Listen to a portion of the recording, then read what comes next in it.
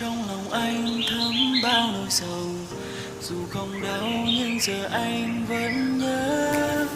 Ngày em đi chưa kịp ôm cái ôm ra từ lệ hoen mi phần hồng nhan kém duyên. Em đi ngang đời anh như gió mây qua trời, đưa đôi tay nhưng không thể với lấy. Vậy đành thôi nhìn theo người đi, khi đã xa mất rồi chỉ còn anh với những mộng mơ lặng thinh.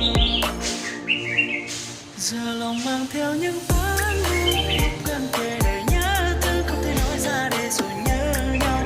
Lòng này thấu mấy phần ôm nhầm ăn mà say cả đời. Dù tình có phương trời biết sẽ không chạm được đến đâu, đành phải mất nhau.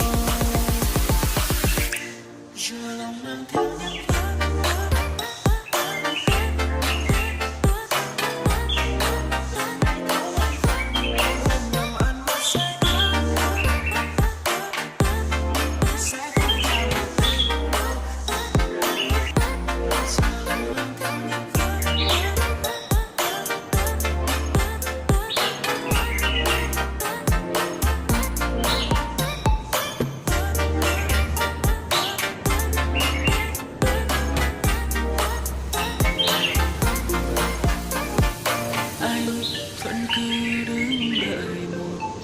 dù rằng sẽ chẳng thể đến gần.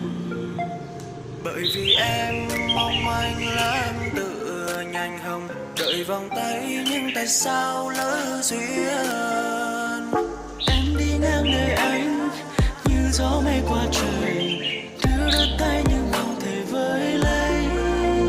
Vậy nên thôi nhìn theo người đi, khi đã xa mất rồi chỉ còn anh với những mộng mơ lặng thinh. Giờ lòng mang theo những vấn vương, lúc gần kề đầy nhớ thương không thể nói ra để rồi nhớ nhau. Lòng này thấu mấy phần ôm nhầm anh mà say cả đời. Dù tình có phương trời biết sẽ không chẳng được đến đâu, đành phải mất nhau. Giờ lòng mang theo những vấn vương, lúc gần kề đầy nhớ thương không thể nói ra để rồi nhớ nhau. Lòng này thấu mấy phần ôm nhầm anh mà say cả đời. Dù tình có sẽ không chẳng được đến đâu, đành phải mất nhau. Giờ lòng mang theo những phép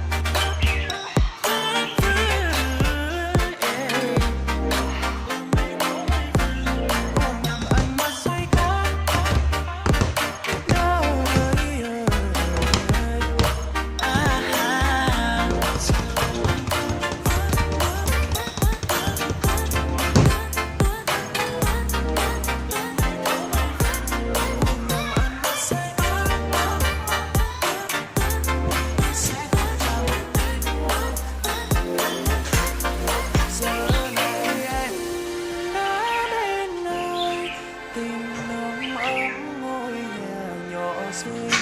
này chỉ là mơ những giấc mơ tìm hạnh phúc ra vời ơi.